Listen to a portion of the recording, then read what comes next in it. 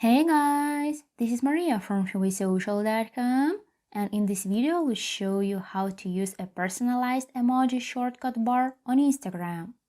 Instagram has added personalized emoji shortcuts, placing your most used emojis above a keyboard and consequently making it faster for you to comment on posts. Follow these steps and you will figure out how you can use it. Log into your Instagram account and go to the Home tab. Find a post you would like to comment on.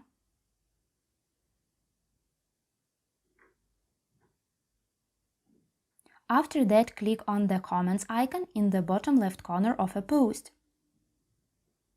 As you see, a bar with 8 of your frequently used emojis appears above a comment box.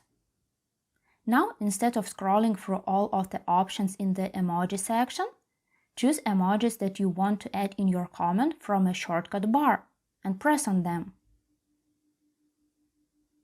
Once your comment is ready, simply hit post. That's it. I hope this guide was helpful and you were able to use a personalized emoji shortcut bar on Instagram. Don't forget to like this video and visit us at showysocial.com.